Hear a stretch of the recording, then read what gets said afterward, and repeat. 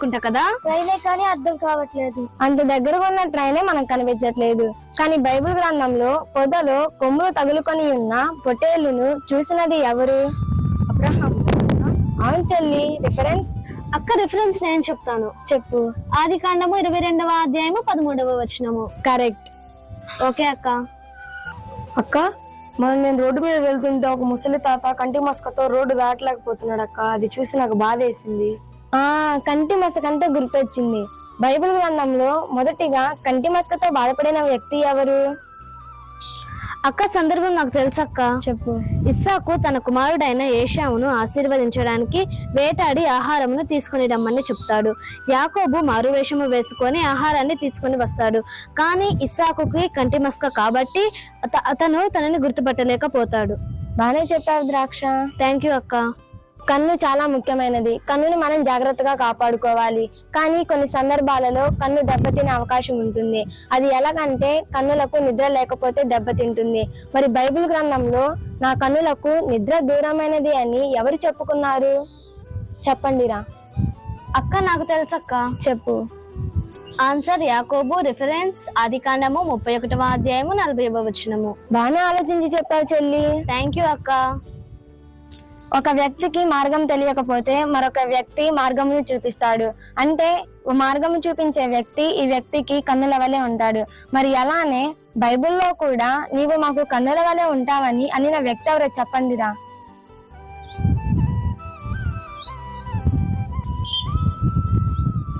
అక్క చెప్పు. మోషే హోబాబుతో అన్నాడు కదా. అవును తమ్ముడు. రిఫరెన్స్ సంఖ్యాకాండము 10వ అధ్యాయము 29వ వచనం నుండి 31వ వచనం వరకు అక్క. బాగా ఆలోచించి చెప్పారు తమ్ముడు. ఓకే అక్క. కన్నులు సరిగా కనిపించకపోతే యుద్ధాలు చేయడం ఎంతో కష్టం. అలాంటిది బైబిల్ గ్రంథంలో ఒక వ్యక్తి తేనె తినగానే అతని కన్నులు ప్రకాశించినట్టు కనిపించాయి. ఆ వ్యక్తి ఎవరో చెప్పండిరా. అక్క యోనాతాను కదా. అవును తమ్ముడు. రిఫరెన్స్ మొదటి సమయాల గ్రంథము 14వ అధ్యాయము 27వ వచనం అక్క. మళ్ళీ ఆలోచించి చెప్పావు తమ్ముడు. ఓకే అక్క. మనం ఈ ప్రపంచంలో బ్రతుకుతున్నాము అంటే ఈ కన్నుల ద్వారానే. ఈ కన్నులు లేకపోయి ఉంటే మనం ఈ ప్రపంచంలో ఎక్కడికి వెళ్ళాలన్నా కూడా ఎంత ఇబ్బందిగా ఉంటుంది. మరి అలాంటి విలువైన కళ్ళను పోగొట్టుకున్న మొదటి వ్యక్తి ఎవరో చెప్పండిరా. అక్క నాకు తెలుసు అక్క. చెప్పు. ఆన్సర్ సంసోను. రిఫరెన్స్ న్యాయాధిపతుల గ్రంథము 16వ అధ్యాయం 21వ వచనము. అలా అతని కళ్ళు ఎందుకు పీకివేయబడ్డాయి? మీకేమైనా సందర్భం ఐడియా ఉందా? ఉందక్క. చెప్పు. దెలీలా సంసోనుని ఫిలిస్తీన్లకు పట్టించినప్పుడు ఫిలిస్తీన్లు అతని కళ్ళు పీకివేస్తారక్క. బాగా ఆలోచించి చెప్పారు ద్రాక్ష. థ్యాంక్ యూ అక్క. మన కన్నులతో ఈ భూమి మీద ఉన్న వాటిని చూడడమే ఎంతో కష్టం. కానీ బైబిల్ గ్రంథంలో ఒక వ్యక్తి మాత్రం భూమికి ఆకాశానికి మధ్య కత్తి పట్టుకొని ఉన్న దేవతని చూశాడు. ఆ వ్యక్తి ఎవరో చెప్పండిరా. అక్క దావీదు కదా. అవును చెల్లి. రిఫరెన్స్ మొదటి దినవృత్తాంతముల గ్రంథము 21వ అధ్యాయము 16వ వచనము. భలే బాగా ఆలోచించి చెప్పావు చెల్లి. ఓకే అక్క. అరే మనం ఖచ్చితంగా మన తల్లిదండ్రుల మాటలు వినాలి. ఎందుకంటే తల్లిదండ్రుల మాట వినకపోతే మన కన్నులను పీకి వేస్తాయంట. అవి ఏంటియో చెప్పండి. అక్క నాకు తెలుసు అక్క. చెప్పు. ఆన్సర్ లోయకాకులు. రిఫరెన్స్ సామెతల గ్రంథము 30వ అధ్యాయము 17వ వచనము. బాగా ఆలోచించి చెప్పావు చెల్లి. ఓకే అక్క. అరే దేవుడు మన దేహానికి కన్ను ఎలా ఉంటుందని చెప్తున్నాడు రా. చెప్పండి. అక్క చెప్పు. ఆన్సర్ దీపం. రిఫరెన్స్ మత్తయి సువార్త 6వ అధ్యాయం 22వ వచనం. బాగా ఆలోచించి చెప్పావు చెల్లి. ఓకే అక్క. మనం కళ్ళను కొన్ని వాటితో పోలుస్తూ ఉంటాము. కొంతమంది కళ్ళు పెద్దగా ఉంటాయి, కొంతమందివి చిన్నగా ఉంటాయి. మరి అలానే దేవుడు బైబిల్ గ్రంథంలో షూలమితి కళ్ళు ఎలా ఉన్నాయని చెప్పాడు? అక్క చెప్పు. ఆన్సర్ గువ్వ కన్నులు. రిఫరెన్స్ పరమగీతముల గ్రంథము 1వ అధ్యాయము 15వ వచనము. బాగా ఆలోచించి చెప్పావు వర్షిని. ఓకే అక్క. దేవుడు షూలమితి కళ్ళు గువ్వ కన్నుల వలె ఉన్నాయని చెప్తున్నాడు. గువ్వ కన్నులు ఎప్పుడు కన్నీటితో తడిగా ఉంటాయి. అంటే షూలమితి కళ్ళు ప్రార్థనకి సాదృశ్యంగా ఉన్నాయి. బాగా కరెక్ట్ గా ఆలోచించి చెప్పావు వర్షిని. ఓకే అక్క.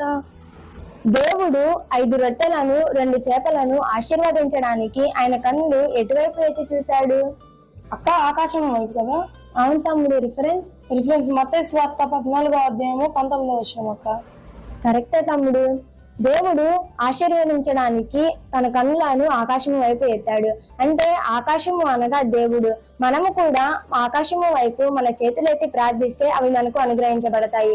బాగా ఆలోచించి చెప్పావు తమ్ముడు. థ్యాంక్ యూ అక్క. అరే ఇంకా చివరిగా ఒక క్వశ్చన్ అడుగుతాను. మనం ఒక వస్తువుని చూస్తే ఆ వస్తువులానే మన కళ్ళకు కనిపిస్తుంది, కానీ బైబిల్ గ్రంథంలో మాత్రం ఒక వ్యక్తి కళ్ళకు మనుషులు విచిత్రంగా కనిపించారు. ఆ వ్యక్తి ఎవరో చెప్పండి. అక్క నేను చెప్తా అక్క. చెప్పు. ఆన్సర్ బేత్సయిదా వ్యక్తికి మనుషులు చెట్ల వలె కనిపిస్తారు. రిఫరెన్స్ నేను చెప్తా అక్క. చెప్పు. మార్కు సువార్త 8వ అధ్యాయం 22 నుంచి 24 వరకు. మరి బాగా ఆలోచించి చెప్పారు చెల్లెళ్ళు.